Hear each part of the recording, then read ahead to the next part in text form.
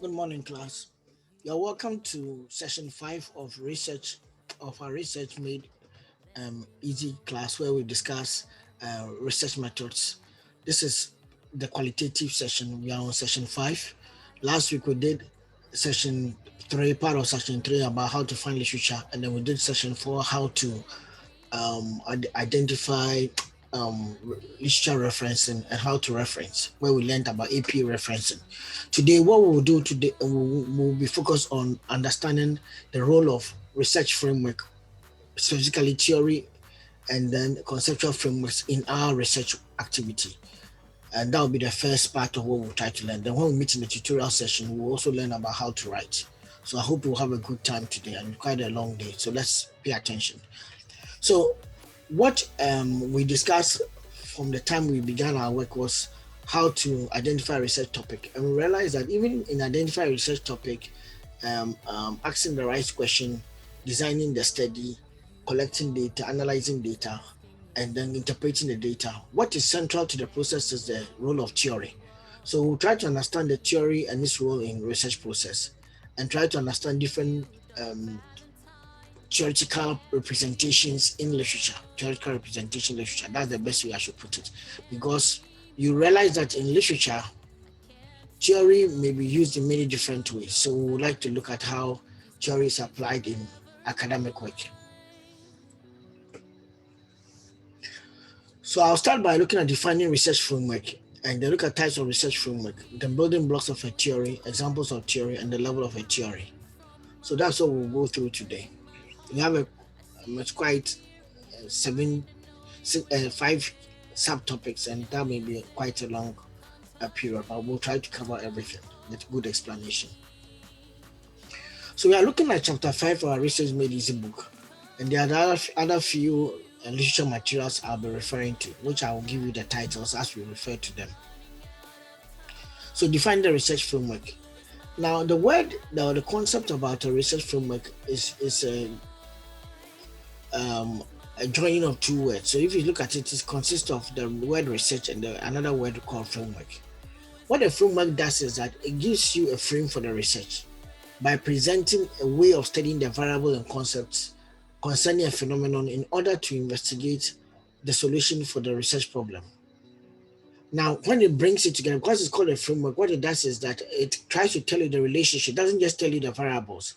Framework will try to tell you the relationship between the variables in order to explain and predict a social phenomenon within a specific research problem. That's what the research framework will try to do. So we will try to understand these things as we go on.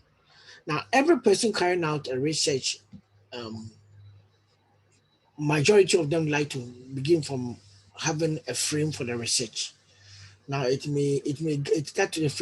framework will guide them in understanding how far they will collect data in terms of the variables they will study, the concept they will explore, and then in relation to trying to solve that particular research problem, whether you are explaining or predicting social phenomena. So to be able to do that, I want to just reflect on some examples. So I want to look at the examples, then we can use the examples to have a better understanding of what we are trying to talk about when we mean research framework.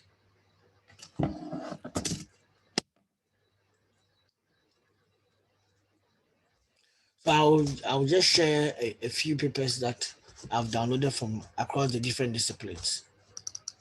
So let's start with this one for marketing.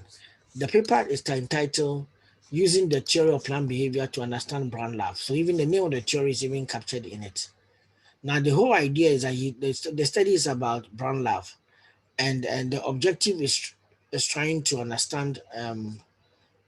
Okay, let's look at the core aspect of the research questions. Okay. So, concluding, the first research question addressed in the paper concerns the influence of the dimensions theorized in the theory of planned behavior. That's attitude, subjective norm, perceived behavioral control on brand love, and as well as the influence of brand love on brand forgiveness. So that's the core thing that the person is trying to look at by looking into the dimensions of theory of planned behavior, or he wants to look at those antecedents of plan brand love. He looks at it in terms of attitude, subjective norm, and perceived behavioral control. Those dimensions are coming from the theory of planned behavior. So this particular study is built around the theory. So the theory itself is stated in the title of the study. So that's why you have it that way. So the author explains the concepts he's using, brand love as a concept. It's perceived as a recent marketing concept in the research stream of consumer brand relationship. The construct emerges as a crucial outcome for brand managers. Okay. Then he goes on to talk about brand forgiveness, which is the outcome of brand love. If you love, you are more likely to forgive. So it has another dimension of brand forgiveness. Now, to be able to tell the suggest what constitutes brand love, or what actually predicts or the antecedents of brand love, he draws onto the what he calls the theory of planned behavior. The theory of planned behavior is an extension of what we call the theory of reason action. Somebody earlier called Agent and Fishman. Agent himself developed theory of planned behavior in 1991, but before then, 10 years before that, or 11 years before that, he had developed the theory of reason action, which talks about it's a behavioral theory from coming from or as a parsimon it offers a comprehensive yet parsimonious psychological theory that identifies the causal structure for explaining a wide range of human behavior. So it's a behavioral theory. So it tries to explain all forms of human behavior, and and that's how theories are. Theories they live in the abstract, so they try to explain behavior in an abstract form. So it says that for a person's behavior is influenced by a person's attitude towards the behavior. A person's intent to perform a behavior is influenced by a person's attitude towards the behavior. Subjective norm, that's the individual perception of social pressure. And the last one has to do with perceived behavioral control, which has to do with the fact that factors that can influence or control the performance of the behavior, or the intent to perform the behavior, or the actual behavior. So this person put it together in terms of hypothesis and then came up with this model. So he says that this is a research model. Look at it, listen to the title, research model, which is sometimes also synonymous research framework. So his research framework is based on the theory of planned behavior. So it brings attitude, subjective norm, leading to brand love. And the theory of planned behavior is not just for marketing, it's a management theory. So can you even use to understand why certain patients in hospitals behave in a particular way, or don't like to respond to, are not into maybe online online health information. They like offline, they want face-to-face or health information. It could be part of the things that you could use to explain any type of behavior, so far as it's relevant to the behavior. So he said attitude, subjective norm lead to brand love, then the perceived behavioral control. Then he's also saying that the perceived behavioral control is made up of the propensity to anthropomorphize, that's to treat a brand or to treat something like a human being, then affordability of the brand. Then he is also arguing that there's a moderator called involvement. The level of involvement, the more you involve in a product, the higher love you are going to gain. And then he said that brand love leads to forgiveness. So that's what he used to carry out the study. His questionnaire was built around this particular study. So if you go back and go down that study, you can see that the questionnaire that we used to do the study. Okay, now let's look at another one. This is coming from MIS. This is coming from I myself, like my own study on resources, electronic commerce capabilities, and electronic commerce benefits. My study here is trying to understand how do resources enable firms to develop capability to gain benefits. So that's the meaning of the study. How do firms develop? So I asked, how do developing economy firms orient their resources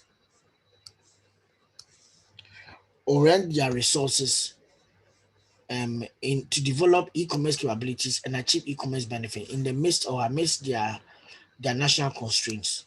Now, I draw on what we call the theory of the resource-based theory, which tries to explain how firms become competitive and sustain the competitiveness or competitive advantage, and the capability life cycle model. And I use those two to be able to address my research question. So those two theory don't have a schematic diagram. One of my schematic diagram, you may not find a diagram drawing them. So what I did is that I actually just explained them, or a schematic diagram doesn't exist. So I explained them After explaining what resources are, I looked at what studies have used the resource-based theory, and then I end up explaining what the theory tries to explain. The theory has certain variables within them. We call them the VRIN variables. That's value, uh, re, um, value. The resources has to be value. They should be rare. They should be inimitable. That means they cannot be copied, and they should not be substitutable. So that they should not be they should not be able to be substituted. So they should not be perfectly be able to be substituted. So those variables, the VRIN variable, are divided into two: heterogeneous and immobile variables. The one which are heterogeneous means that the resource has to be available and they should be valuable. And means that those ones help you to gain the advantage. But the resource itself is made imperfectly inimitable or not strategically substitutable is what sustains the advantage. So I use that one to do my study. And I added a capability framework to be able to explain how firms develop capability. So I then developed this particular, proposed this particular model trying to explain in a simple form the resource-based model of e-commerce capability evolution. How does e-commerce capability develop? I said that there's a founding stage, going to a developing stage, and go to capability formation. When the capability is formed, then to lead to benefits. But the capability itself, at the developing stage, it can break out to maturity, and then it can be redeveloped or redeployed or replicated, or it can be retrenched. If you read the study to explain it to you. So I tried to develop this one for my work, and I went to test it. Now, sometimes when you go and test something or you go and try it out, by the time you finish, you find something else. So when I finished, I found something else. I found an expanded version of it, and I told myself, okay, look at it here. So now I realize that there are other variables that have to come in. So if you see, new variables that have come here, strategic orientation has come here, and then orienting stage has come here after I had finished my work. Now I'm just trying to show you how people use models in their study. Then let's take another one. This is coming from project management in HR. Now this is about managing project stakeholder communication, and it's looking at how to manage. The question is how and why is stakeholder communication managed over a project life cycle? Now his argument is that project life cycles are dynamic, but the current literature tries to explain communication and the dynamics and the communication from a static perspective. It is important we know how to manage communication with stakeholders during the different stages of a project cycle. So this person then tried to do a study on that. To be able to do that, he explained his theories here and the theories that underpin his work. Again, this person doesn't have any schematic diagram. So he tried to explain what he wants to explain in terms of the theories that he had read in the literature from project management. So he used what we call, in this study, the information processing view is used to study communication. The information processing view is considered appropriate because it is the theoretical view that is used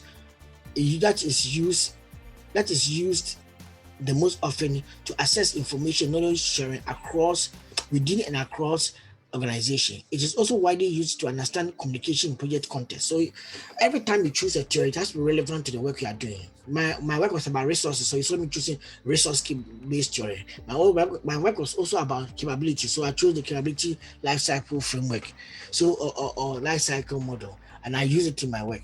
So this person is drawing from the information processing view to do the study. Because there's no schematic diagram, you may not see it. You not see the information processing model in a schematic diagram. But when he finished, he summarized all his theoretical concepts together in what he calls a conceptual framework to explain project stakeholder communication. So he said there's a conceptualization and planning stage of a project. It goes to execution, the project ends. So that's the phases of the project. Within that, there are different stakeholders, and all the stakeholders have got power, legitimacy, and agency. And then you have to know how to communicate to projects in that particular stakeholders and manage their relationship across the different phases of the project. Now he says that there can be different types of communication. There's impersonal mode of communication, there's the personal mode of communication, and there's the group mode of communication. None of these things happen within the project life cycle. So we should understand how we communicate with stakeholders at the conceptualization stage, at the execution stage. This project. Now, again, I'm not going to go into detail about the paper, what you found and stuff, but I'm just showing you an example. Let's go to accounting. This paper we looked at it some time ago. This paper is about introduction of accounting practices in small family businesses. What is interesting about this paper is that um, try to some.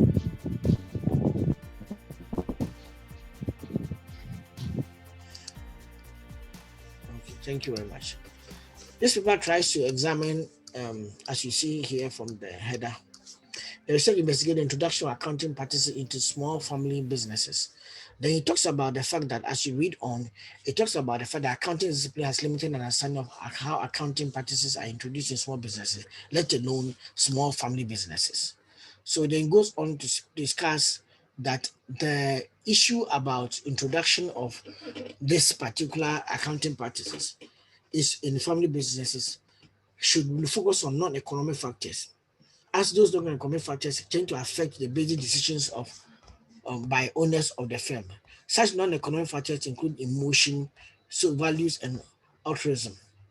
Also, he goes on to say the combined effect of these factors has been labeled as social emotional wealth by Gomez, Mejia, and et al. We use the social emotional wealth theory to understand how accounting practices are introduced in the small family businesses. Again, there's no diagram for this by or schematic representation of the theory. The theory has its own explanation. So if you go to the literature review, and as part of the literature review, he explains the what his definition for small businesses and family businesses. Then he goes on to explain and what he means by socioeconomic, socio-emotional wealth theory. According to Gomez Major and his colleagues, the decisions that owners of the family firm make can be viewed as intended to preserve social emotional wealth instead of being meant to maximize financial performance. Of course, such decision can directly affect financial performance of the firms, but the goal being pursued can usefully be viewed as the preservation of social emotional wealth rather than the pursuit of financial performance alone. The need to preserve social emotional wealth of business is particularly acute in small family businesses. And as the family firm grows in size, emotional wealth driven managerial choices tend to become fewer. So then accounting choices related to preservation of social emotional wealth may be particularly interesting.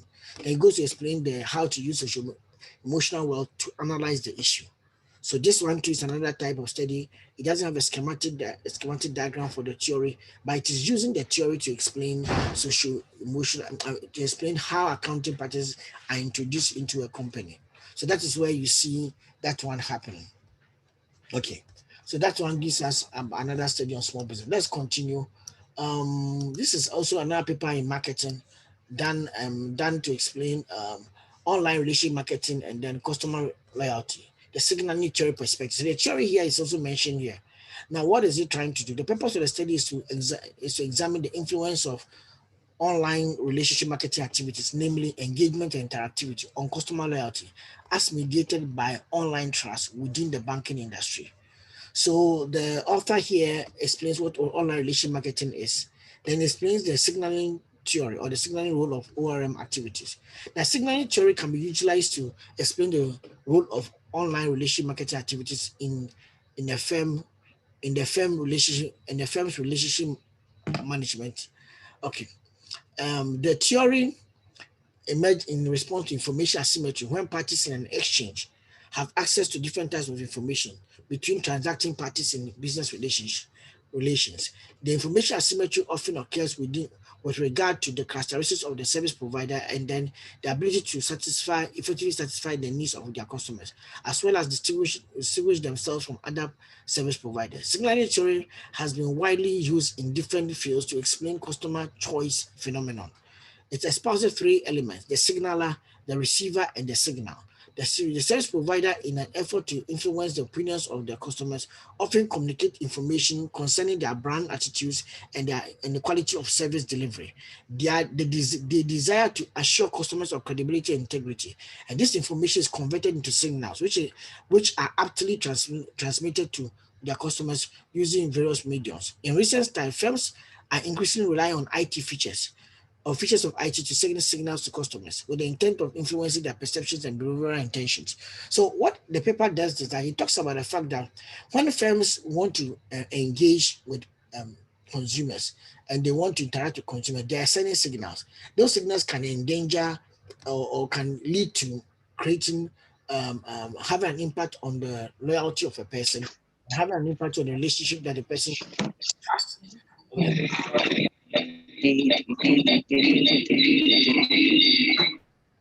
The trust of the person, and then the trust of the person to the to the particular brand or company, and then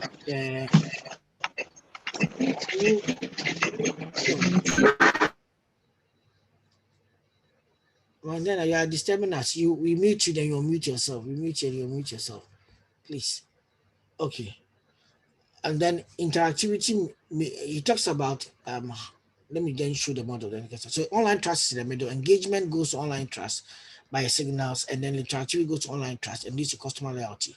So you see, he picked the theory of the theory of signaling theory, explained how signaling theory works, and applied it to this particular phenomenon of online relationship marketing, that firms will try to engage and then interact with consumers by emitting certain signals. Those signals can endanger or create or facilitate online trust, which can also facilitate customer loyalty.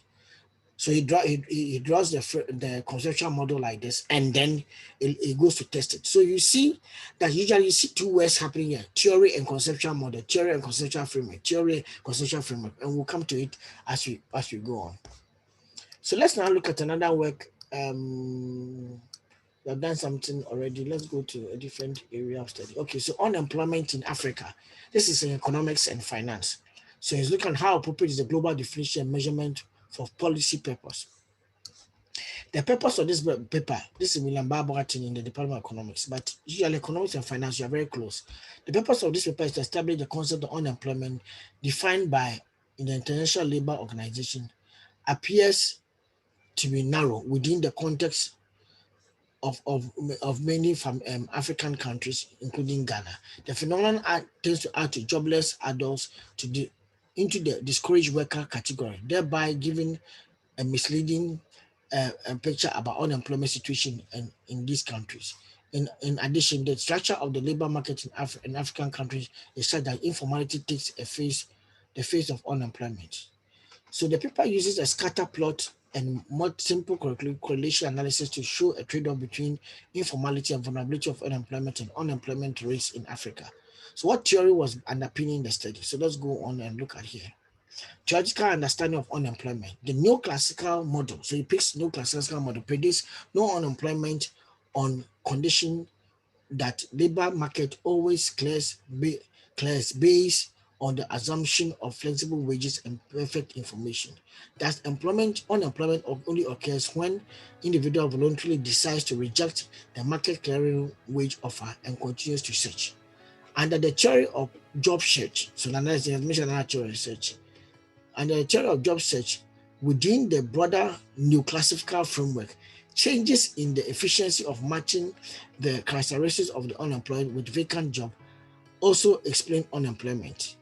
Thus, frictional unemployment resulting from the time it takes in the individual to find and move into a new job through job hunting or the time and resources it takes to an employer to identify and recruit suitable workers to fill vacancies falls within the job search framework. So there are two frameworks as mentioned here.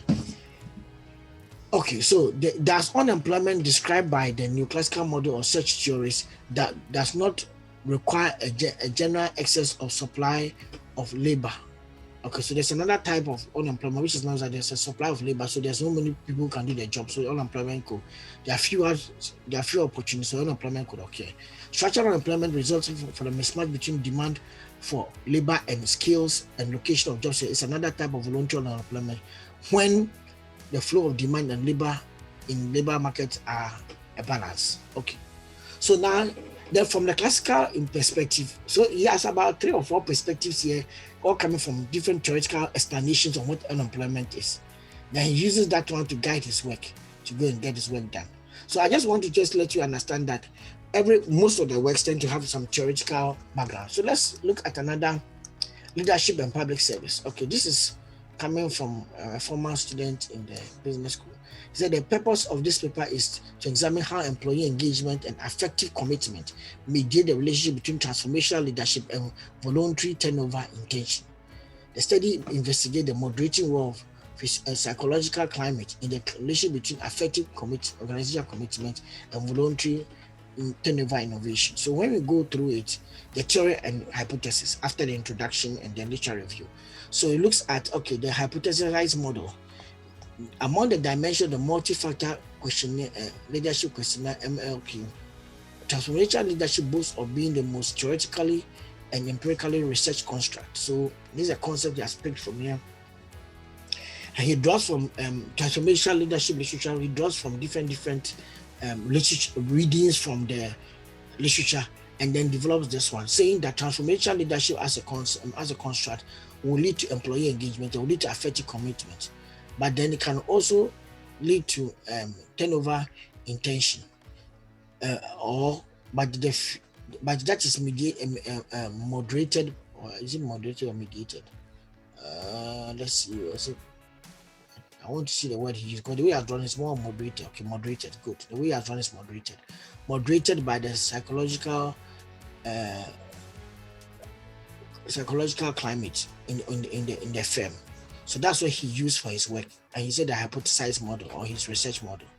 And he's drawing from transformational leadership as a concept, which has got its own theoretical explanations.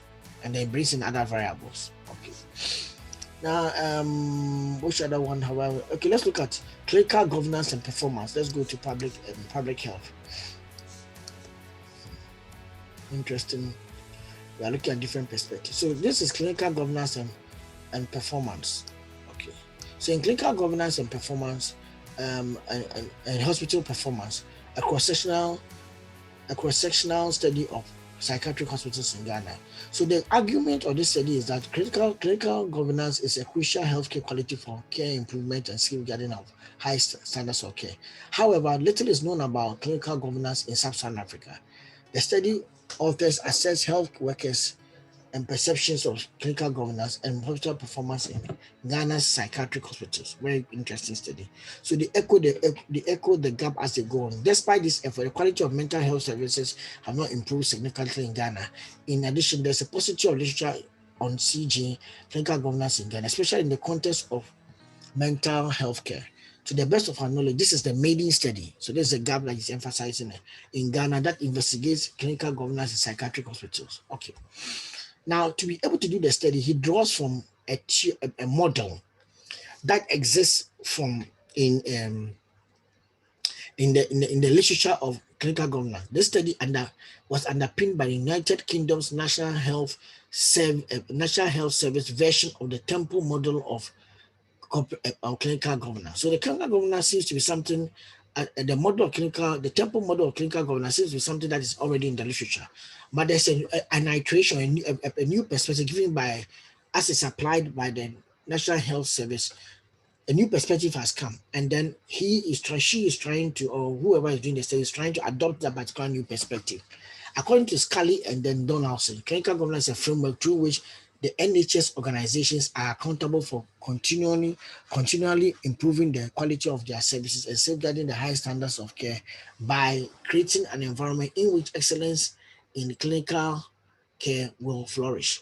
In which excellence in clinical care will flourish. Okay. So the overall purpose of CG is to ensure that patients receive the highest standard of care. This can be achieved by, look at the dimension: clinical effectiveness, clinical audit, risk management, education and training, research and development, and quality assurance. So if you scroll down to the paper and look at how they collected data and reported the data, you can see the dimensions of the data: clinical effectiveness, clinical audit, risk management, quality of assurance and openness, research and development, and education and training. So what they use as the model for the study or the research their research framework is what guided the study. So you can see it that the questions are asked alongside these dimensions. Okay. Now let me see if there's another last one that I can look at before I go. Mm, Okay, this one rather draws from different types of models. So what it does is that it's looking into, look at it. The study empirically examines the effect of supply chain integration on financial performance and controls for the mediative effects of such as supply chain agility, supply chain innovation, and operational performance. So if you look at it carefully, the ending part of the introduction, he says that several theories were applied in the context of this study because of such an approach provides because the use of such approach provides a more comprehensive view of supply chain management phenomena under the consideration. The resource-based theory view of the view theory, the social exchange theory, network theory, contingency theory, and stakeholder theory are prominent in the context of the study. So then that is what he did using the study that he carried out. And it's quite very detailed. So if you look, that's what he drew on. He has his hypothesis. I want to see whether he's a diagram here. Okay, there's the conceptual framework here, which you look at supply chain innovation, goes to supply chain agility, and then a supply chain, I don't know what I see either. The innovation is this one. Okay. Integration, sorry, supply chain integration goes to supply chain innovation, supply chain agility, operational performance, and then firm performance. Okay, so now we have been able to look at different research frameworks and what people are using it for. That's what I wanted us to look at in terms of examples. So what do we learn from this? What do we learn from this? This is supposed to be a research paper. Research paper. Okay, good. So let's continue. So what we learn from the research paper, we see that there's an abstract introduction, then the literature review part after the introduction, they present as part of explaining the concept, they present the theory and then the conceptual model of the framework. And that is where you see it. So it is outcome of the literature review. Then they go to methodology, they go to results and analysis, discussion, implications. It's not everybody has implications. Sometimes the people add it to the conclusion. But that's why we see that the structure of the research paper. But then if you are doing your long essay as an MBA student, you also be like this introduction, literature review.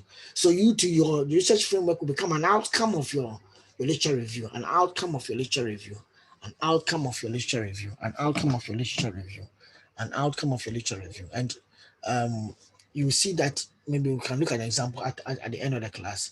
Then go to the context of study, methodology, results and discussion, conclusion. So an outcome of your literature review. Okay, but let's look at the types of research framework. We saw two things were happening. The word conceptual framework, research model, and theory was being used a lot in the work. Now they all come together to frame the research. So we put them together as research framework. But the way they were used is very different.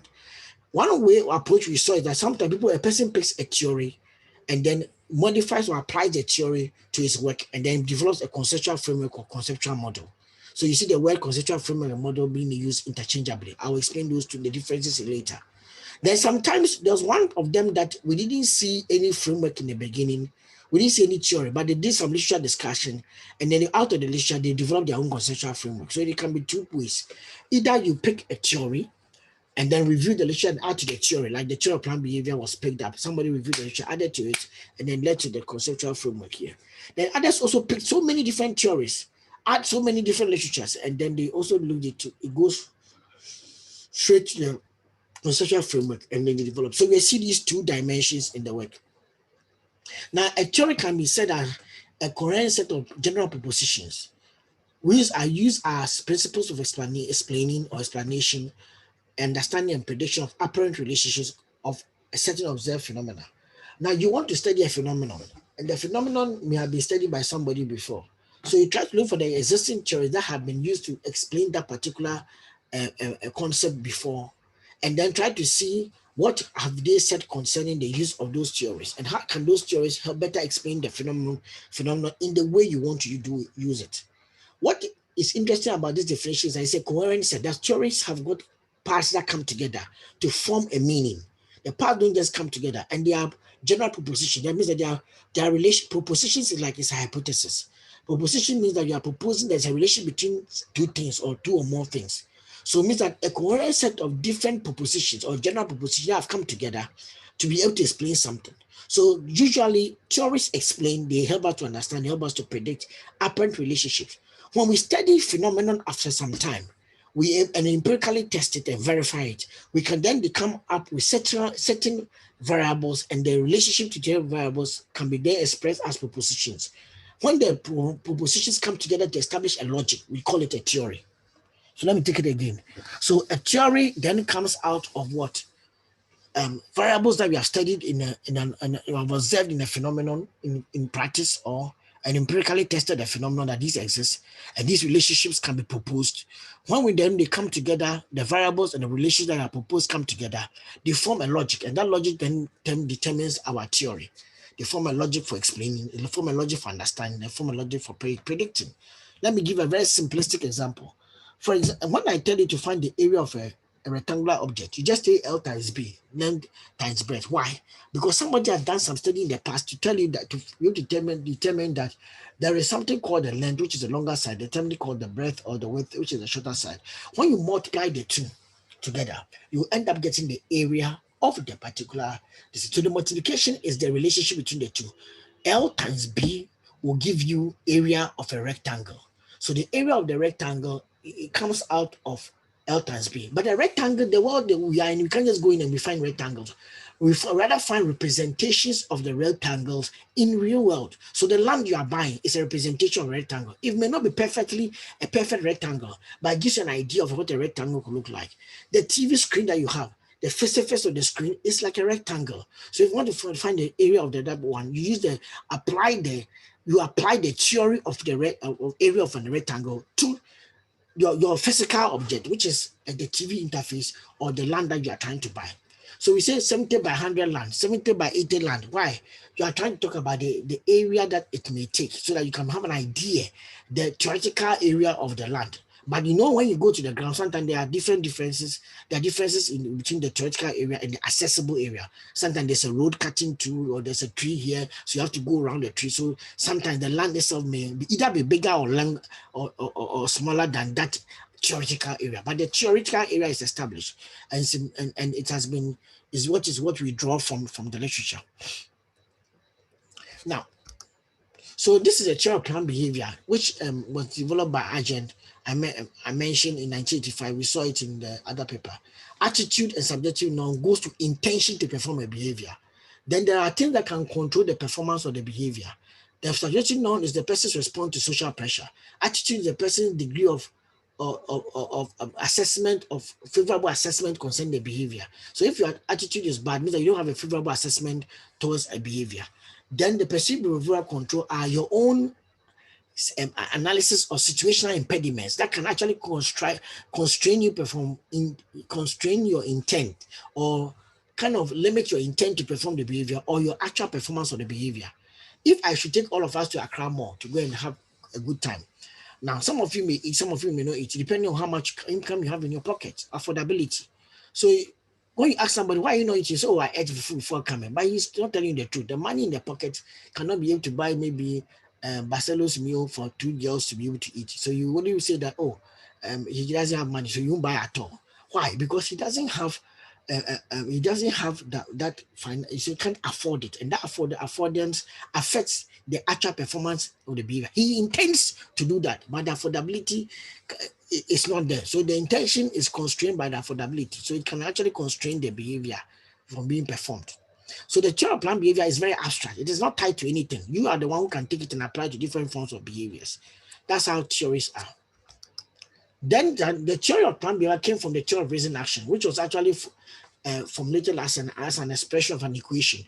Behavioral intention is a function of a person's attitude and a person's subjective norm, which was done by Agent again and then Fishburne some time ago. Now, then we also saw that when somebody has a theory, he can then develop a conceptual framework out of the theory. What is conceptual framework? The conceptual framework is an analytical scheme used to simplify the theory and apply it in practice. What is it? It's an analytical scheme which are used to simplify the theory or conceptual model. We use to simplify the theory or literature discussions into a way that we can apply, and we can use it to be able to study the phenomenon we are trying to study. Okay, somebody has a hand up. I'm going to pause for you to have questions after just this slide. Okay, good. And the guy is laughing. And thank you very much. So what you see, Amudanis, please rename yourself and then Abdul Yakubu and name yourself and put your index number. Otherwise, it will affect your roll call, the roll call. We take roll every class. So please simplify the reality by selecting certain phenomena and variables and suggesting certain relationships between them. So it just simplifies the reality. It simplifies the reality that we are trying to understand from the literature we have read, and then tells us certain variables and suggests the relationship between them, and then helps us to be able to. So it may tell you about the variables. It may not perfectly explain them, but to tell you the variable. It is we going to the field that we find the better explanation for it. Then we come back to and come and say, now this is how the thing works. Okay, so look at somebody trying to do a study on factors which contribute or cause unemployment. So he says that from the literature he has found that the literature says that low wages can affect unemployment, political instability can affect unemployment, lack of startup capital can affect unemployment, and high interest rates on loans can affect unemployment. So he then conceptualizes it like this. Now he, from the literature he has read, can conceptualize that these four variables can predict unemployment. So these four variables are then the independent variables that predict or lead to or can cause unemployment, which is a dependent variable. Now, there are different ways how or different ways in which in the literature you may come across theories or frameworks, how they are represented. The first way is the one I just showed. It's called the cause and effect representation. The cause and effect representation. So they represent it as a cause and effect. The cause and effect representation means that there are certain factors that lead, which are called the causes, and they could lead to an effect, like this one. Or somebody may also call it the factor-based model, the factors that lead to a particular outcome. So cause and effect, the causes that lead to a particular effect. Sometimes theories or a model can be stated in a way, theories or a conceptual framework can be stated in a way that shows a cause and effect. Then there are also theories and frameworks that can be expressed in the form of process from one step to another step to another step. So we have one called process virtualization model that talks about how processes can be virtualized from a physical state to a virtual, can be virtualized from a physical state and move to a virtual state, and what variables can influence that virtualization process. So process virtualization model. So process-based conceptual frameworks or theories tend to show how the concepts are related in terms of phases or stages. If you have heard about the five stages of grieving, where the different stages a person goes through when he's grieving, it's also kind of a process model. Now, this is an example of a process framework developed by Dixon in a book on organizational learning. Dixon developed this one framework based on somebody's work called MacLean. MacLean developed the theory of meaning structures, and after explaining the theory of meaning structures, MacLean said that in terms of meaning, human beings at an individual level has a private meaning and has collective meanings, and it has accessible meanings. The private meanings what an individual will keep for himself will not share. And the accessible meanings are what you make accessible. Collective meanings are what is held collectively that the individual may get to know. But then when MacLean just explained in terms of the private meaning primarily. But then this thing came to pick it and said that, okay, you, MacLean, you have used a private meaning to explain how people learn individually. How about how organizations learn? So then Nixon then looked at it in terms of organizational perspective and said that, okay, organizations will learn if they make more meanings accessible. That's create the environment for people to challenge the collective meaning, like things that people know or held collectively, like the minutes that is written, the view of the organization concerning an issue, or create the environment for people to share the private meaning, like so more of Monday morning meetings or evaluation meetings where people share what their views concerning an issue, how it occurred, and then we can learn from their perspective. So what private meaning should be shared, collective meaning should be challenged, and then should be put into the open for others to be able to challenge. The more meanings are accessible, the more the organization can learn. And according to Dixon, the organization will then make the meanings meaningful or as a learning opportunity for the organization through generating, integrating, interpreting, and acting. I don't want to go into this dimension, but these are some of the dimensions what generation from wide, don't generate it from only one department, generate knowledge from different places in the organization so they can learn from it, integrate it to the right activity, interpret it with the right perspectives, and then give people the authority to act on what they have interpreted.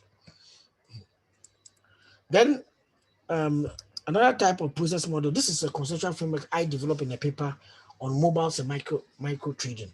I was trying to look at the impact of mobiles on micro traders. So the outcome was supposed to be the impact on the mobiles. The beginning was the mobiles, and the outcome was the impact. So I said that if more traders adopt mobile phones, they may use it from. So I was trying to look at it in terms of how do traders use mobile phones. What benefits do they gain from it? What's the impact of those benefits? Now, to be able to explain the how they use mobile phones, I needed to look at the stages of trading from economics. There is a pre-stage from economics. There's a pre-stage, there's a during stage, and then there's a post-trade activities. So I was saying that the woman used their mobile phone in pre-trade activities, post-trade, during trade activities, and post-trade activities. These will lead to certain benefits. And according to IT and commerce literature, there are three types of benefits if a person can get, an enterprise can get from IT: the strategic benefits, relational benefits, and operational benefits. So I put it there.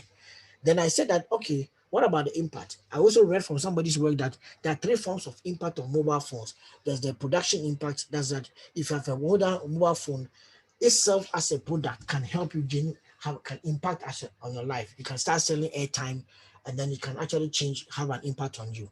Then there's incremental impact or incremental effects, in which the mobile phone helps you to do what you're already doing better, or increases the frequency. Like if you're talking to somebody, can help you increase the amount of time that you talk to a person, so you can call the person, you can have access to the person. Then transformational impact, like mobile banking, brings something new that you didn't expect, and can transform the whole enterprise. So I said that the mobile phone can go to do it, can impact on the three stages of trading, and lead to the benefits, and then lead to the impact. And I went to test it in my particular work. So I just want you to appreciate that there are different types of ways we can look at frameworks and then theories. Then sometimes some theories and frameworks come up in the form of a hierarchy. Those of you in HR may have heard of about Maslow's hierarchy of needs, where you have the physiological going to safety, belonging, love, self-esteem, and self-actualization. And people are at different phases of their life at different stages of the particular model.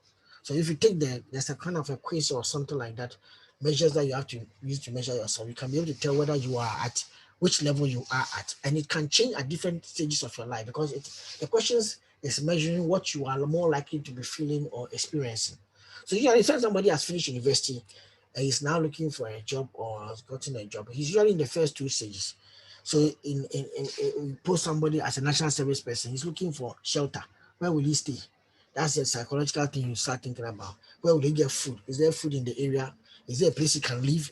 Is there a place that is a place conducive for him? Will he find the relation, the kind of environment that can welcome him? Then after that, he then start looking for safety, security. Now he has gotten a place. He wants to establish security and stability, and then try to remove fear from it. So put in measures that can remove fear. Then he goes for belonging. But you see, this is what I'm just talking about concerning a young boy who has finished, or a young man who has finished university. But sometimes the young ladies finish university, and from the day they finish, they go straight to belonging and love. So their mind is already tuned for marriage. And you, the gentleman who you were doing service, you're a gentleman who is the boyfriend who is now starting service, is now at the physiological or safety stage. The lady is already at the belonging stage. A breakup happens and people are thinking it is the lady's fault or the boy's fault. But sometimes it is not their fault, it's Maslow's fault. Maslow is saying that one person has moved on to belonging, another person is at what safety and physiological. This is the interesting perspective of different motivations. So according to Maslow, in an organization, people are at different levels. So, if any measures of motivating them should take into cognizance the different levels in which they are experiencing or what they are experiencing in life, so that you can motivate them in the appropriate way. So, if somebody is looking for more self-esteem, he needs much more opportunity to get recognition. So, if you make him deputy manager of the deputy, and he's so much below, he's not going to be happy, and you'll be fighting to be able to get recognition. Or even sometimes he's not ever recognized for the work, how much hard work he's putting in. And that recognition once can encourage the person, change the person's enthusiasm for work. So we could use this one to study people at different stages of their life in an organization.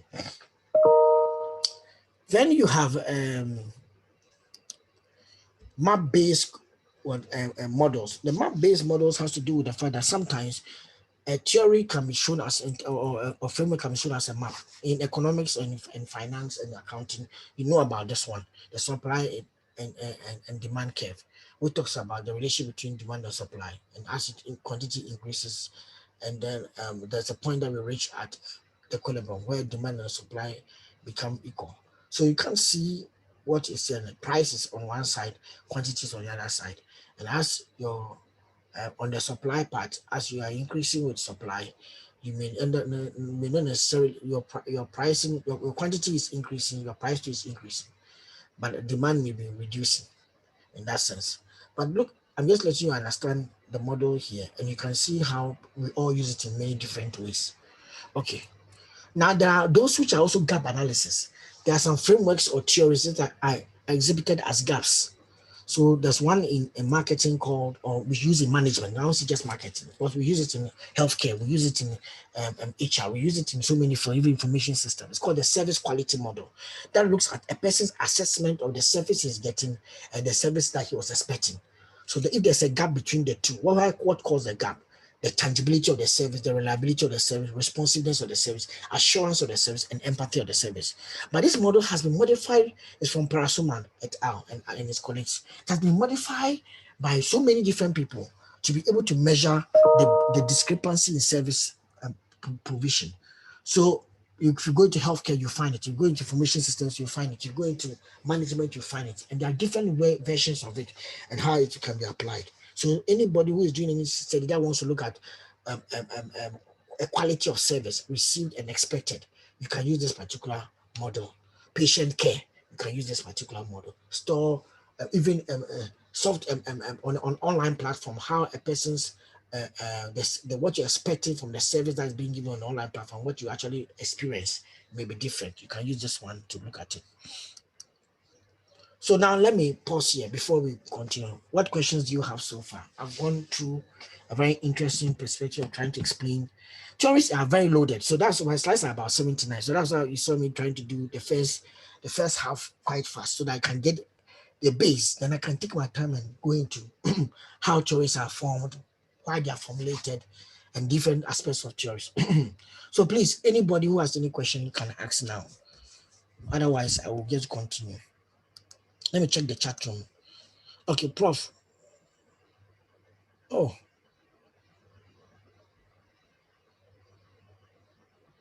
okay, okay, okay, okay, okay. Obed, Yes, Prof. should have told me earlier. Okay. So I think you can make, Obed, if you can get the videos and the available to the person in terms of the audio to be better. You understand me? Okay. Okay, Prof.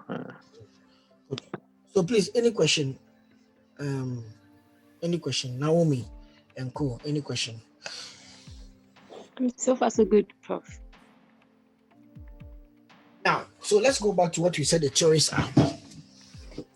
So theories are, sorry, forgive me.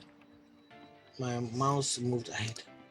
Theories are A theory is an organized and coherent systematic articulation of a set of issues that are communicated as a meaningful whole. So theories are a coherent set of general propositions which are used as principles of explanation. Theories come together to explain. So they provide complex and comprehensive conceptual understandings of things that cannot be pinned down. For example, how societies work, how organizations operate, how organizations learn, why people interact in a certain way, why a person learns in a particular way, why people behave in a particular way. That's what you see theorists try to do. Now they try to do that by bringing coherency between coherency and integration of different propositions or relationship between variables. And when they come together, it will systematically articulate how they work together and how they come together to explain something. Okay. So we use the theory is helpful in designing a research question or identifying the variables you want to study. If you look at the papers I was showing you, almost all the theories help the people to formulate their research model or the research framework they had, which is either conceptual framework or conceptual model. So they try to use that one in their work. Now, and then to guide the selection of relevant data, because if you know the variables you are studying, you can then guide you to what data you're going to collect. Like the one I showed you in the last one from clinical governance. I showed the clinical governance model has clinical audit, clinic, and then risk, and then education and training, research, and something else. All those dimensions, clinical effectiveness, all those dimensions are used for collecting the data that was in the study. We're using collecting data, interpret the data, and provide possible explanation of causes of influences of the phenomenon or its occurrence. So in every good theory, there are going to be four key building blocks. The one of them is a construct. Those are abstract concepts that are specified at a high level of abstraction, chosen to specifically explain the phenomenon of interest. So if I take the theory that explains the area of a rectangle, one of the concepts that's the abstract concept is the breadth and then the length. So yeah, those are concepts that are there, and I turn them into measurable variables to collect my data. So the constructs are abstract concepts specified at high level abstraction. We'll come back to constructs again. Then we have got propositions, relationship between the construct L times B. If it was a rectangle, to be half base times height. So half of the base times the height, half of the base and the length of the base, or the measurement of the base times the height will give me area of a rectangle. If it was a circle, pi r squared. So I have to know the relation. Pi is a constant. You have to multiply it with two of the r's, r and again multiply of r again before you can get the area of a of a circle. Okay, so the logic is the glue that connects together. So when you put the constructs and then the propositions together, what are you trying to explain? What is the outcome of this particular theory? What is it seeking to explain? What will be the outcome of it? What will be the outcome of it? All theories are constrained by assumptions, because even the rectangle is assumed that it's a straight line which is longer and for the length, and a straight line which is shorter for the breadth. But if you go and you are measuring, sometimes the straight line may not be perfectly straight. It may have not some unevenness, and but we take it an idea as we conceptualize it as being straight. So assumptions about values, time and space, and even certain what time, what it can, how it can be applied and how it cannot be applied, and boundary conditions where the theory can be applied and where it cannot be applied. Now, in terms of so theories may have implicit stated in it cultural assumptions, whether they apply to an individual, they apply to a collective culture, or they are the individual level or the culture, the group level, or a particular type of culture. So you have to get that in mind, because sometimes depending on the type of studies, it's not all theories that have all these dimensions. But I'm trying to say most theories have assumptions. Assumptions can be either cultural or at a level, which level are the level of analysis or the level of application. Then you can also have temporal assumptions where you can say that at the stages, at the beginning stages, what will happen, and the ending stages, what will happen. So there's the five stages of grief. If you look at it, it's a beginning stage and it goes to the end, where the person goes acceptance, and then it goes through different phases that the person will go to before you accept the grief that he's going through. Then at the state, sometimes some theories are good for dynamic state, others are good for static state. The resource-based view of a firm or the resource-based theory has a static perspective of how resources work, or in the market, a static perspective of the market. That in a static market, the resources that you have can be able to help you gain a competitive advantage and sustain them. But people realize that it was not working in the dynamic, volatile market like the technology fields, because the resources can easily change very fast, and competition can just be eroded with advantage can just be eroded by somebody substituting it with an inferior product. So what we end up realizing is that in the dynamic world, in the dynamic market or volatile business environment, the resource-based theory may not be perfect on its own. You need to add the dynamic capabilities model that tries to talk about the fact that firms need dynamic capability to continue being competitive or maintain their competitive edge or advantage in the marketplace. So now you have another dimension coming, capabilities approach. So what then goes in dynamic capability? What is dynamic capabilities? All of this has to be applied to the theory of the resource-based theory to explain how firms become good and sustain being good. That's how it's stated in the lecture. How do firms become good and sustain being good? To be able to sustain being good in a volatile market, you need the capabilities understanding, capabilities framework, or the capabilities life cycle to be able to understand it. And when you understand that one, you can be able to predict what firms will go through. Okay. So there are different phases and different states that a firm could be in, and a theory could be in. Now let's take it again. I said constructs are abstract concepts that explain the phenomenon of interest. They bring out the generalizable properties related to objects, people, or events under study.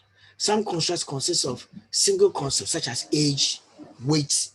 Others are multidimensional, such as performance or motivation, such as commitment and trust. I told that trust has three dimensions: benevolence, integrity, and competence. So somebody trusts somebody means that he can either be trusting either because of his integrity, I could be trusting because of your competence, or I can be trusting you because of your benevolence, integrity, and competence. So you can be trusted because of any of these three. Any of these three. Despite this distinction, all constructs must have a clearly spelled out operational definition in order to use it, about how it will be measured and what level of analysis to be applied, whether at the individual, group, organization, industry, national, regional, or global. You can't say global trust because you can't globally trust, but you can say that individuals tend to trust. A construct operates at the theoretical level. Hence, the variable is the measure of the construct at the empirical level. So when we say a construct like age, how are you going to measure it as in terms of your variable? In your variable, as a variable, are you going to measure it as a categorical variable, which you learn these things in the quantitative class later. But what am I trying to say? You may measure it as a group by looking at it in terms of A, B, C, sorry, 18 to 25, 26 to 30. Those are clear categories. Or you can look at it as a continuous variable where you can say 1, 2, 3, the person is 13, 15, 16, 17, 18, 19. So which of them are you going to use to measure it? Good. For example, job performance as an abstract concept may be expressed as a variable in the form of work samples, acceptism, and production count. So if you want to see when somebody who was performing well at his job, how will you measure it? Can you then measure it in terms of production count, and then or level how many times he was absent, or the form, the quality of his work that he has provided, he has presented. A variable is therefore a characteristic or an attribute of an event or a phenomenon under study. It can be measured or observed, and that can vary from the phenomenon that varies among the phenomenon being studied.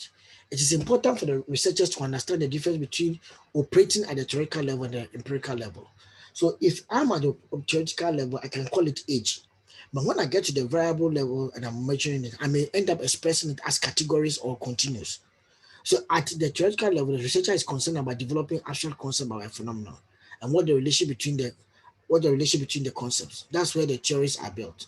But at the empirical level, we are going to measure. So at the theoretical at the empirical level, testing the theoretical concept and the relationship is what is important, and it's done to see how well they match with the observations for reality. So in order to be able to build much better theories, we need to know how to better measure the construct that we postulate in our theories. So if your theory is existing at one level, you don't have a better way of measuring it. It's very difficult for you to be able to come up with a thing and say that, oh, this one is we have measured it as this. So very good theories don't just give us a phenomenon, but can go beyond the phenomenon. Don't just give us a construct, but can go beyond the providing of the construct, but tell us how the construct can be measured in practice. Okay, so now I've been using the terminology, theories, frameworks, and models. I need to explain the differences, otherwise students will get confused. When is it a theory, when is it a framework, when is it a model? Even in the studies we're looking at, you saw the person was starting with a theory. Hello, Prof. Then at the end of the day, you come up with a framework or model. Thank you very much. Let me hear your voice. Yes, your question. Please, your name. I can't. I've done full screen, so I can't see the names. I'm Frank. Okay, Frank. Good. And then there's a hand too in the distance. Yeah. Okay, so I will answer those two questions. Yeah, I'm the same person. Okay, please, is there a limit to the number of literature one can review in doing his research academia? That's about writing. Please, we'll do writing in the next session, in the afternoon, the tutorial session. Prof, my question. Yes, you said, is there a limit to the articles? No, that is. That's somebody else's question. Then what's your question? I can't see your question then. Then somebody. Prof, that's my question. Solomon, okay. My question is, So two people are asking questions. Yes. Yes, bro. Okay, so the one I've answered, I'm telling you that we'll do it in there. Then please, now you ask your question. The guy who is talking, Frank. Okay. Yeah. I want to know the difference between theories and research, and can one conclude that you conduct research and come up with theories? Okay, so your theory, your research is the definition I gave you in the beginning of the class. I told you that the simplistic one is an investigation into a phenomenon. A theory is not an investigation into a phenomenon. So that's one. It clears up. Number two, a research is an organized, systematic way of finding answers to the question. It means that a research is an activity. A theory is not an activity. Okay, now what is a theory? A theory is a set of general proposition, a coherent set of general propositions which are used as principles for explaining, understanding, and predicting apparent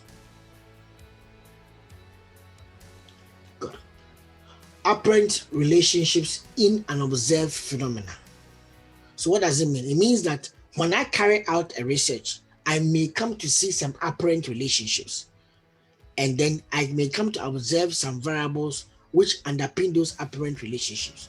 When I postulate that these are the variables and these are the relationship between the variables, in order to explain a phenomenon, I lead towards developing a theory. So the question that research can lead to development of theories is a true question, and an answer is yes. Okay, thank you. Did I explain it very well? Yeah, I'm okay. I'm good. Thank you. Okay, then. Thank you very much. Nobody's asking the question again, so let me go on. A theory seeks to describe and explain. It is most complex and is testable. The theory should help you predict and examine factors which influence your outcome. And an example is theory of planned behavior. So you have a behavior you want to observe, brand forgiveness. Then you put in forgiveness here, you put in brand love here. You say attitude will lead towards the brand love, subjective norm, and then some control factors can also lead to the brand love and can also influence the ability to forgive. So in that case, I picked the theory of planned behavior to explain my forgiveness out of brand forgiveness and brand love and brand love. Good. The theory of planned behavior is very abstract. It's just about any behavior at all. So far as the behavior is planned, I can use this one to study. Okay. And the variables are not just given. I tell you the relation between the variables. I tell you the logic of why it exists. I even tell you that there is intention and then there is actual performance of a behavior. Very explanatory.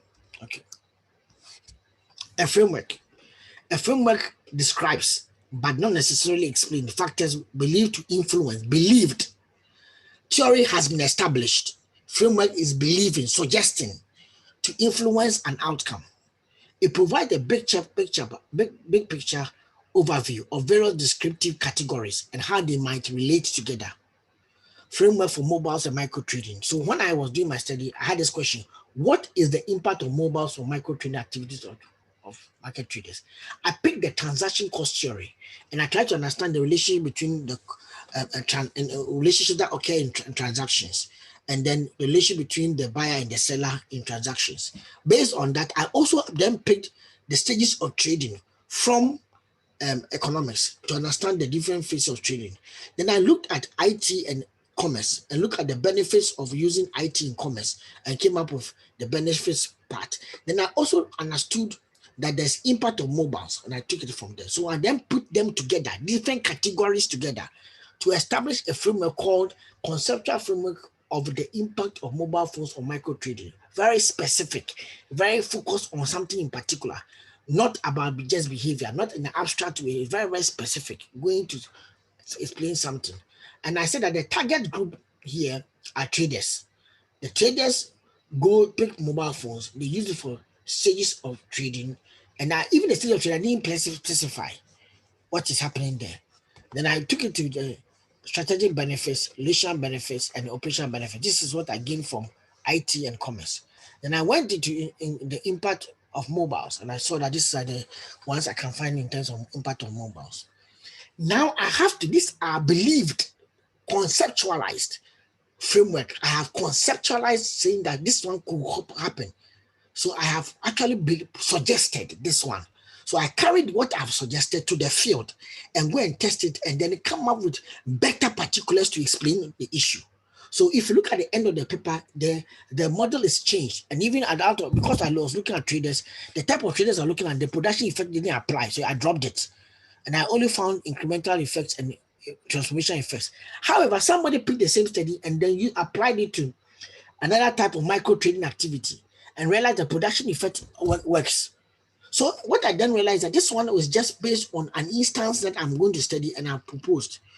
People have to use this one over and over and over again and be able to get much more empirical validation for this one in many states of it before, and in a more abstract form, before it can be theorized and then called a theory.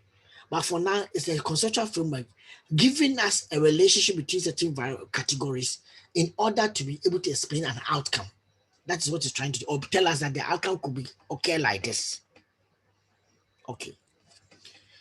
So a framework describes, but doesn't necessarily explain factors believed to influence an outcome. Believed to influence an outcome.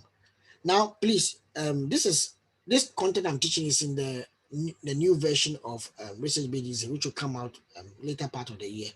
So if you want to read a full paper, and there are so many other papers that we used to write this part, but there's a base explanation in the book, but you can get more from the link I have put here. So you can, it's a free link. You can download it and then read it.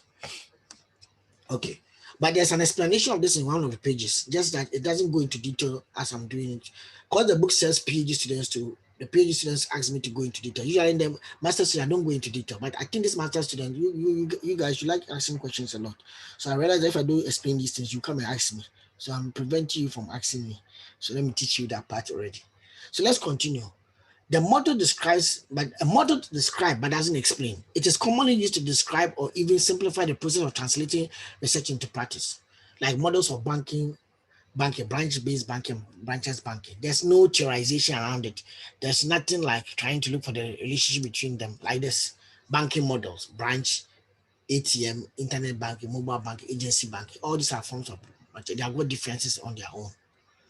So there's the depth of theorization or theoretical explanation is very, very minimal.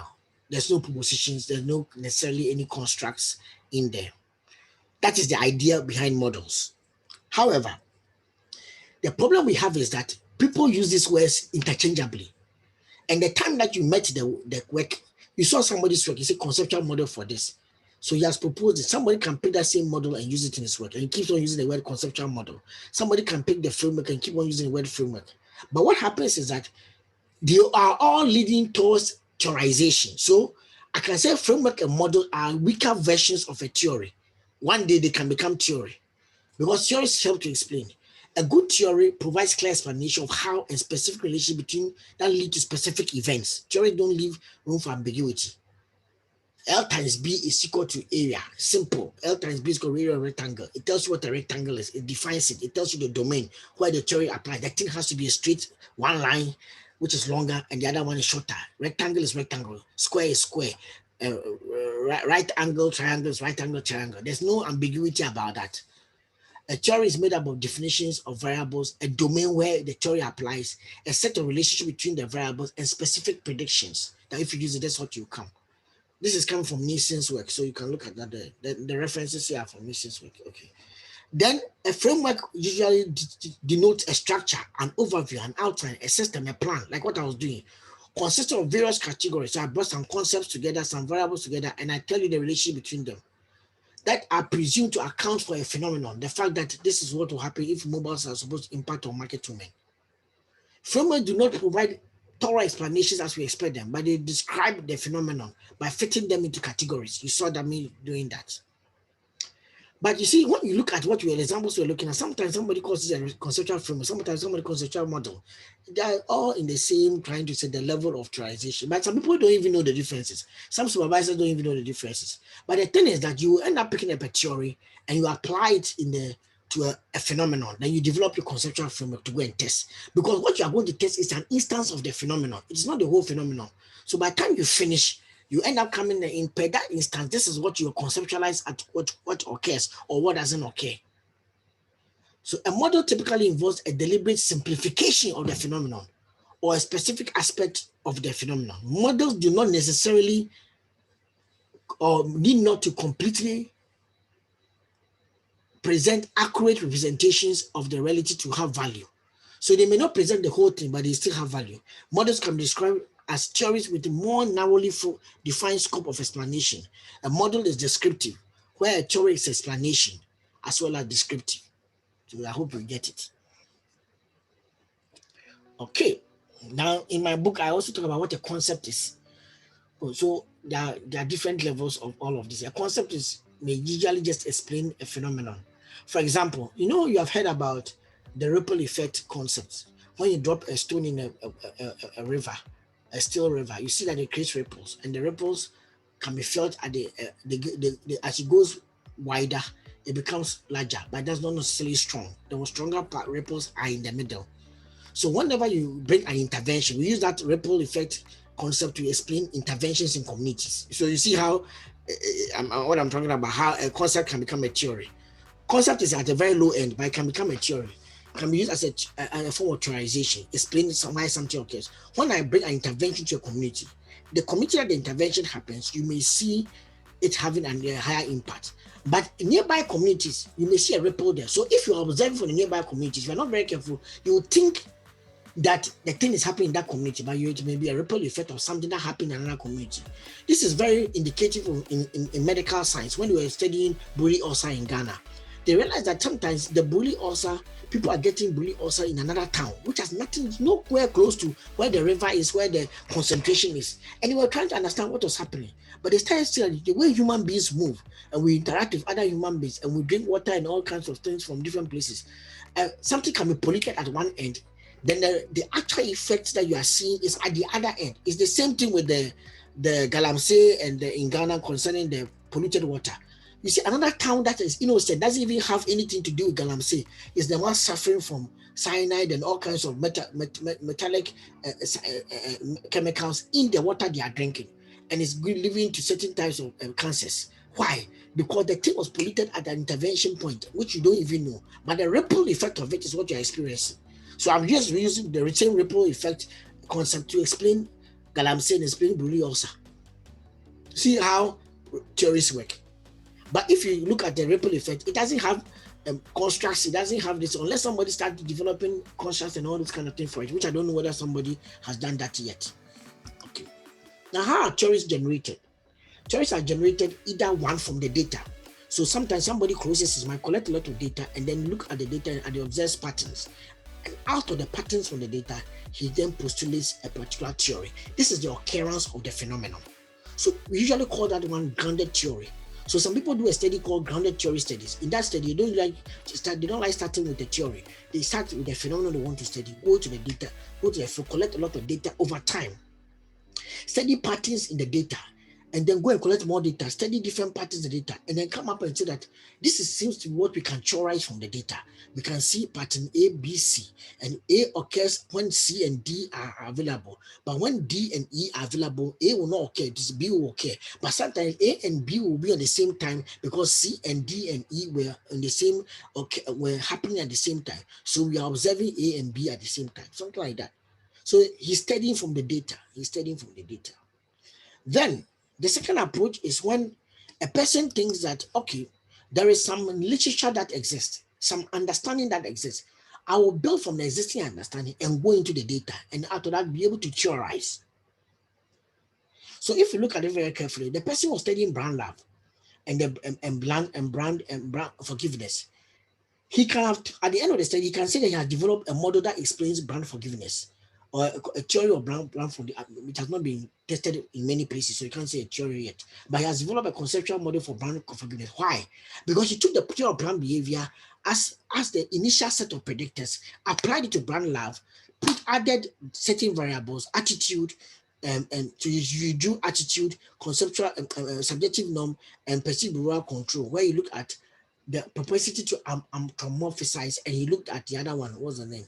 The affordability, and put them together to go to brand love and to go to brand forgiveness, and then use that one to come up with a finding.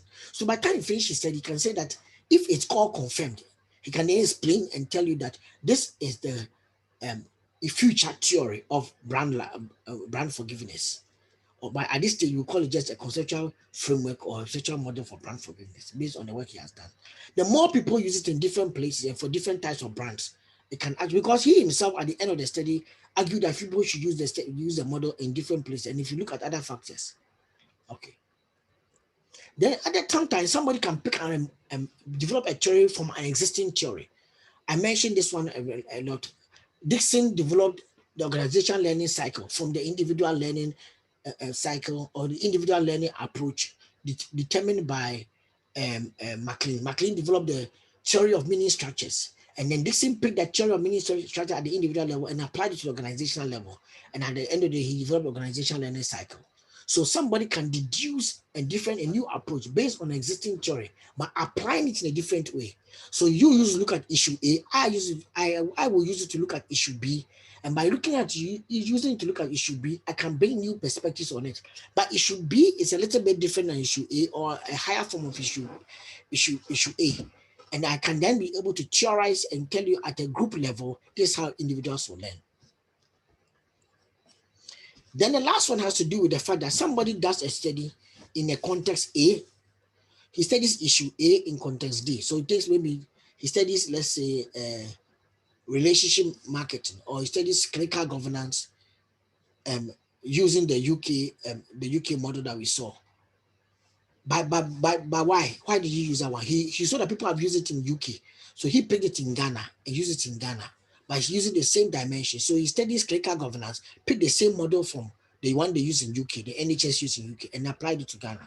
And by the time Professor Boateng and Dr. Patience Abel finished their study, those are the authors of the study, they finished their study, they are able to come up with new findings. So if you go and read their paper, they say that people should use new models or different models and different types of data to examine how the model they use from the UK, because this was based on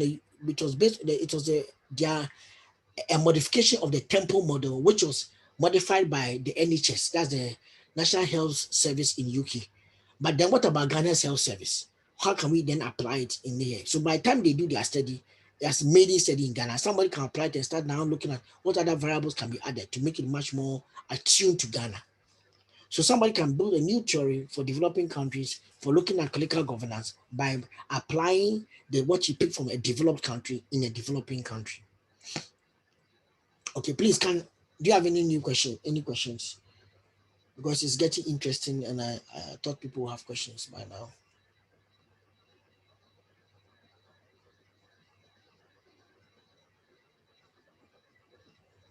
Wow. Okay, so no question. How are theories generated? So theories are generated through, I mentioned earlier, that somebody picks a model and then you applies it. So let's look at the first example. This is what we call the technology acceptance model. It's used by everybody from HR to MIS to LMR, anything. Because most of us study different ways that technology is adopted by different personalities or different people.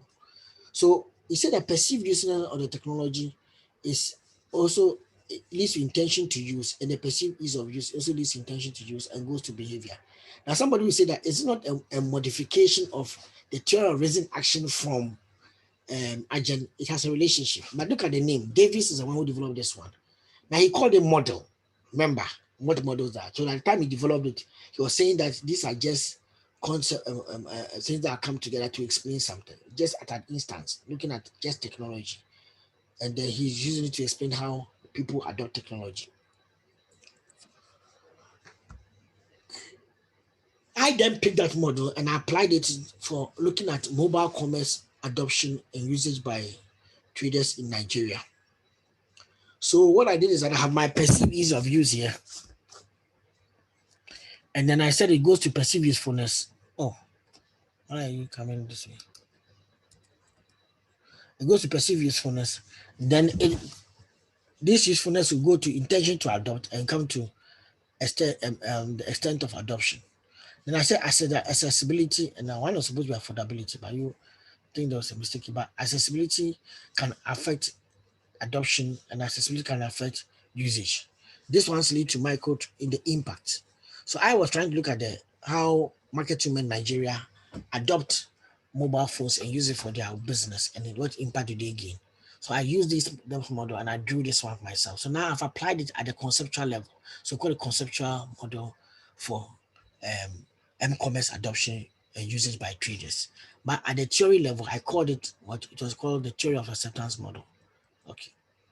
Now, so in this case, I'm using one of the concepts and I'm applying it. I am using this one.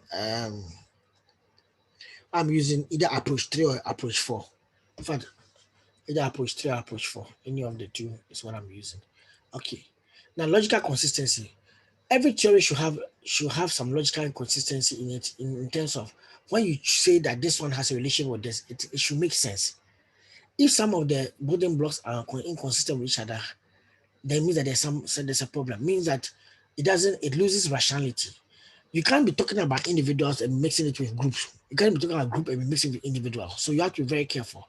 For example, the stages of grief is for individuals. What individual goes through when they are grieving. You say the stages of grief for a group. It says stages of grief for an individual. So you can't mix it with a group.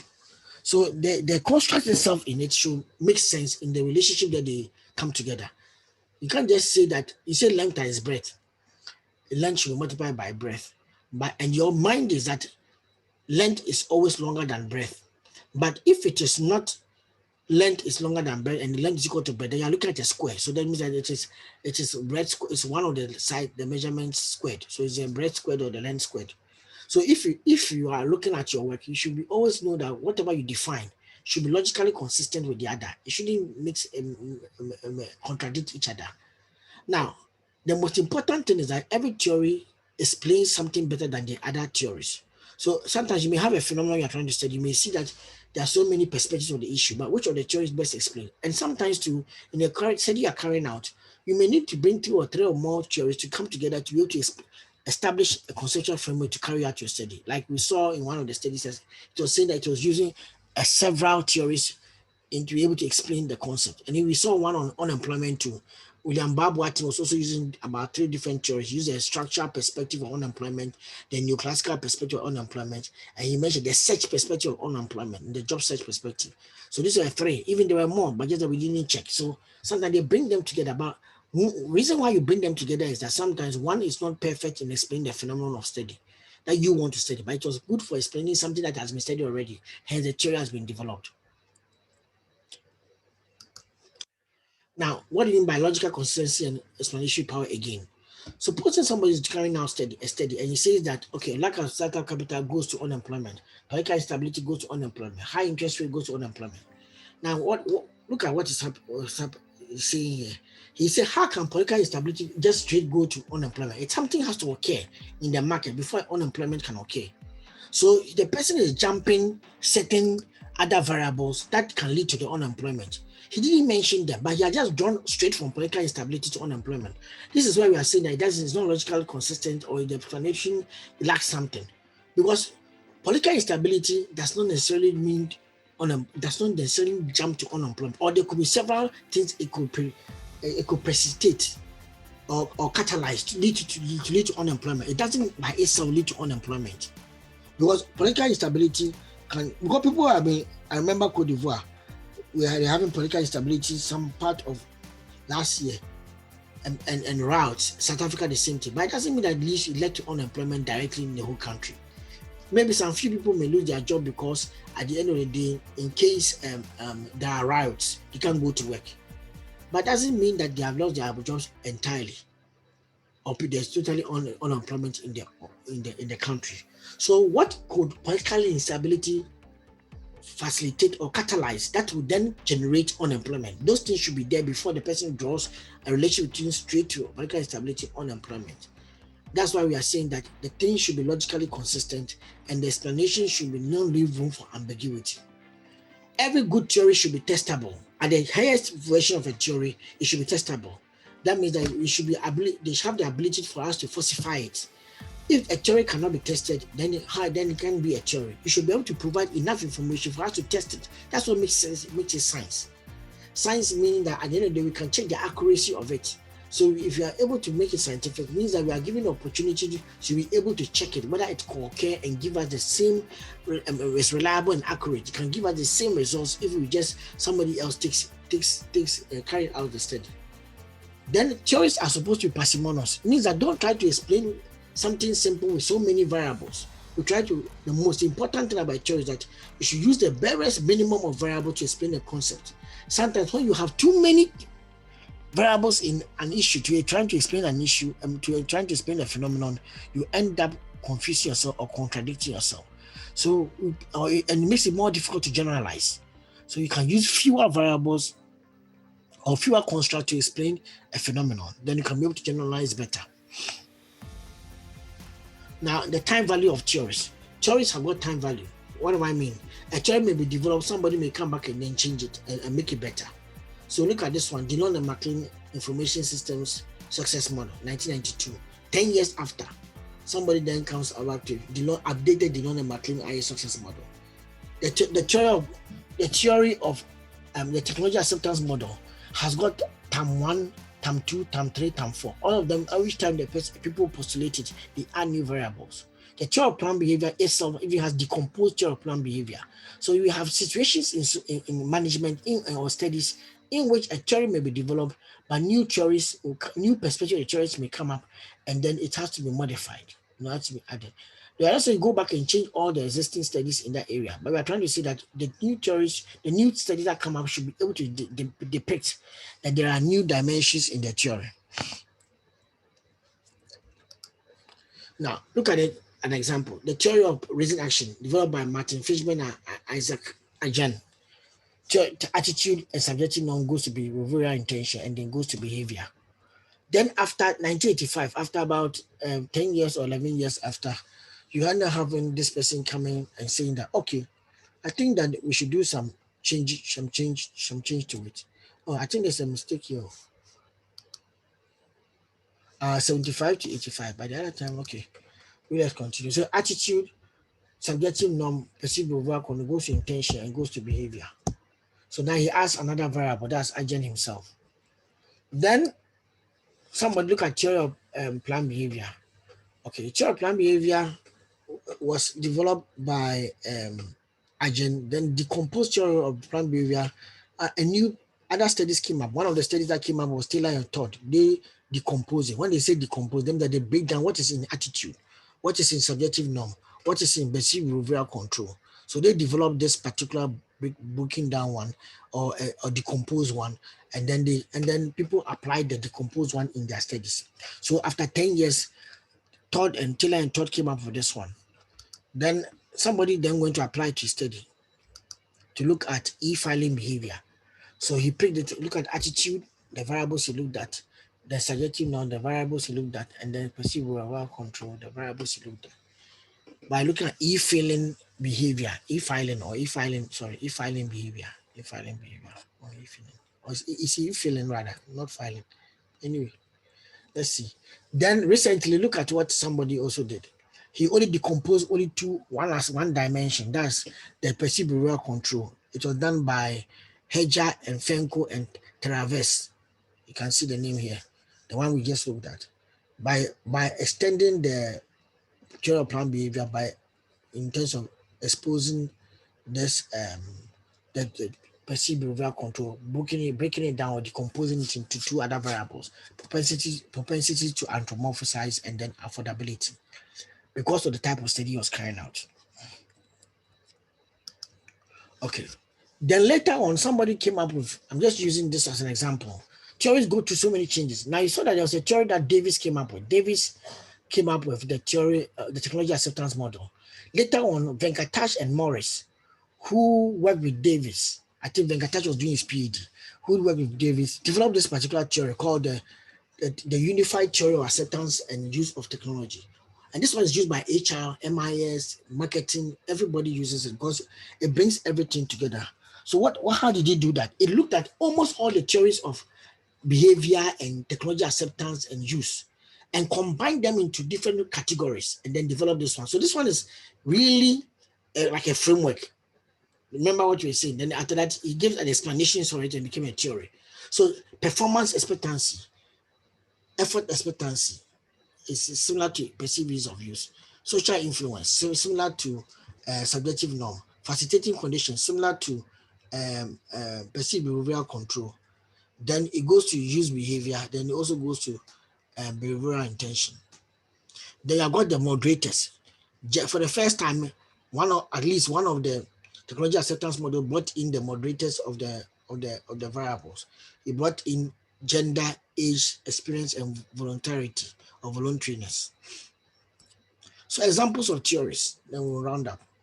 Any questions before I just give examples of theories from different disciplines? If you're looking for theories, you can Google some of them in the studies that you study. You see a number of different theories, or you can also find theories by asking your supervisors. So in economics and finance, there's so many theories: rational choice theory, prospect theory, black hole, international Fisher effect, legends of origins theory, arbitrary pricing theory. So many theories. I don't know all of them. From the school of thought, these are all forms of theories. Remember the person said from the neoclassical school, from the neoclassical framework. So you have got economic cycles, growth cycles, and all of them are categorized because they have got different roles they play and what they are used to study. And there's a hand up. Please, you can go ahead. The hand is up. Okay. Hello, bro. Yeah. Yeah, I want to ask in a situation where someone has quoted a theory and someone has also quoted someone's theory, is it advisable to go and read the theory that has been quoted to understand it, or you can just take it from the person's point of view and make your and continue with your work? Okay. That's what I want to. Depending on what way you're going to use the theory, me I advise that go and also read the background of the theory, so you have a better understanding. For example, somebody may only pick an aspect of the theory, may not explain the whole thing. And the more you read the genesis of the theory and other ways others have applied it, the better understanding you have in how to apply it for your work. So I hope you understand me. Yes, bro. So it's advisable to go and read it. Yes. The summary and the abstract of the very one, or read the entire book. No, you may end up finding somebody who has even used it for a study and explain it better. So the more you read about the theory, the better. It may come from the entire book or come from others who have used it. Some theories are so mature that and it's so classic. Like theory of planned behavior is very classic. You find so many papers about it. So it may not necessarily mean that you have to find the very first time it was used, the maiden or a paper on theory of planned behavior. No. Okay. Thank you very much. Okay. Thank you. So there are different types of theories in economics and finance. I'm just showing you some of them so that when you come across them, you know where they are. Then in accounting theory, I've got events approach, behavioral approach, human processing approach, predictive approach, and positive approach.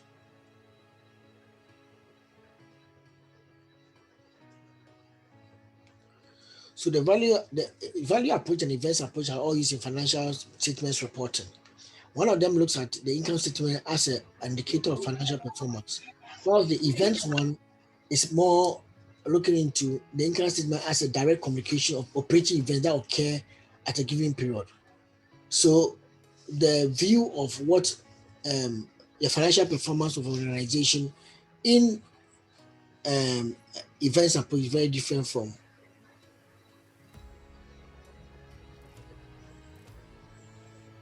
Okay. So the value approach and the events approach, you can see that is used in accounting. I'm not an accounting student, so I don't want to claim that I know. Then you have got the normative events theory, which is also looks at the different dimensions of accounting in relation to the reporting. So in order for interested person to better focus the future of the organization, the most relevant attributes of the crucial events which affect the organization are related for periodic publication free of influential bias. The objective of the normative events theory of accounting is to maximize the forecasting accuracy of accounting reports by focusing on relevant attributes of events crucial to the users. Okay. So instead of looking at everything, you have to choose the relevant ones.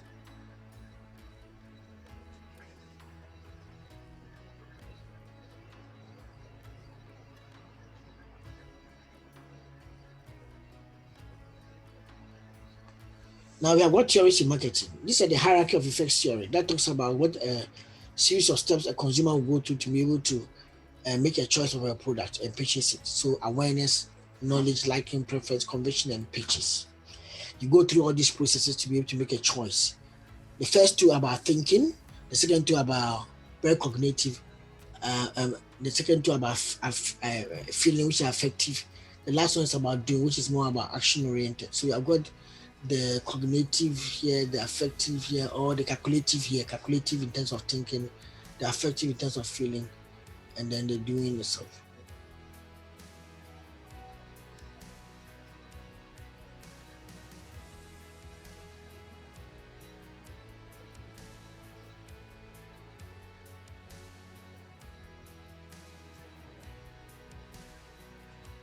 So this particular model, I've seen it being used in studying things on social media, being able to understand what consumers go through when they are making a preference for something. So are they aware about the product? Do not they have knowledge? And that will help them in terms of their calculative choices. And then the liking and preference has to do with the affective choices. And the last one has to do with the actual purchase of the product. Then the service quality model I mentioned, self-care model, which I mentioned earlier, that looks at the discrepancy between the what you expect and what you actually receive. Then in terms of marketing, you also have another dimension, the structure conduct performance model, which attempts to explain why some industries are average. These are all strategy type of models are more profitable than others. Efficiency perspective, why some firms in industry are more profitable than others. Porter's models, which I think I've heard about in MIS already. How structure characteristics of an industry and competitive strategy pursued by a business jointly determine the performance of a business. Resource-based view, which are about competition, competing based on resources. Institutional theory, look at the actions of firms and outcomes of these actions and how they are influenced by institutions, the knowledge systems, the belief system, the rules that characterize the organization, or even the context of the organization.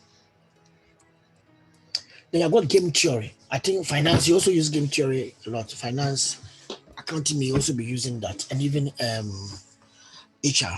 Game theory is a mathematical concept that analyzes how strategic interaction between individuals, agents, and produce outcomes based on agent choices. Agents may be assumed to have conflicting priorities. Collective intelligence theory, which holds that the groups are smarter and more productive than a sum of their parts. Okay. Then lastly, generational theory, which looks at the different generations when we were born over 20-year period, generation Y, generation Z, generation X, and then the baby boomers, and then I think you already have baby boomers. So you have silent generation after baby boomers, but this one sometimes most of the people stay with the baby boomers, the generation X, generation Y, and generation Z. Okay, but all of them have different experiences with phenomenon or with to in many things in organizations. For example, the hiring strategies for generation Z is very different from generation X. So if you're in HR and you're looking at recruitment, you have to think about it. Generation Z expect a lot of online technology in your hiring process, taking exams online, applying online. The baby boomers and generation X may not necessarily be worried about coming to apply physically and in person, but generation Z consider online as part of their recruitment process. They are signed up that way because they grew up with the internet. So now in marketing too, sometimes in some of the concepts that you are trying to study, you can just type the concept and add theory, and you can find some of the theories online yourself.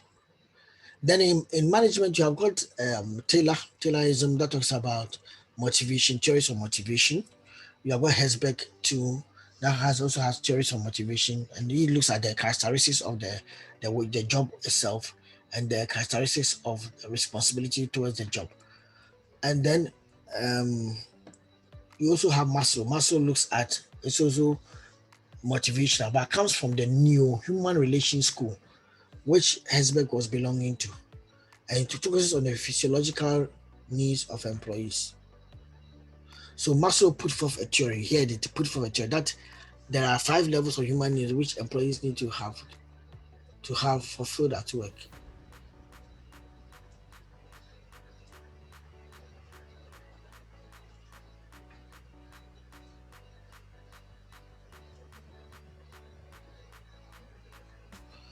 Okay, so my diagram here, I've been able to pull it up.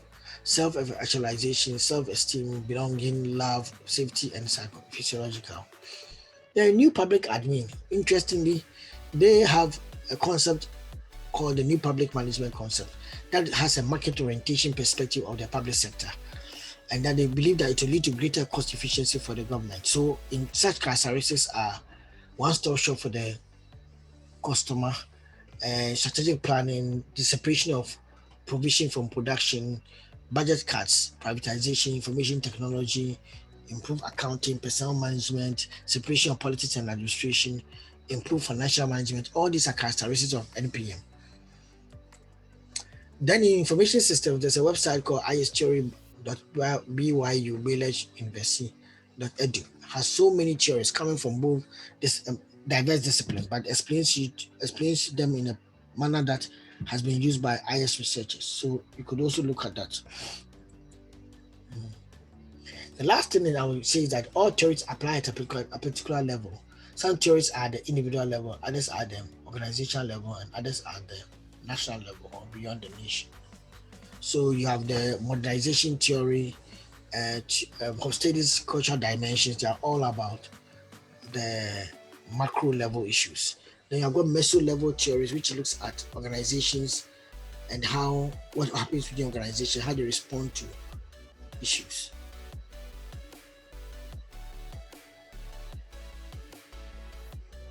So then you have the micro level, which looks at individual level. Okay, so you have got all these dimensions of the theory. So you can't mix the different levels. Know which at what level is your theory being applied at. At what level is your theory being applied? Thank you very much. I think we've done it in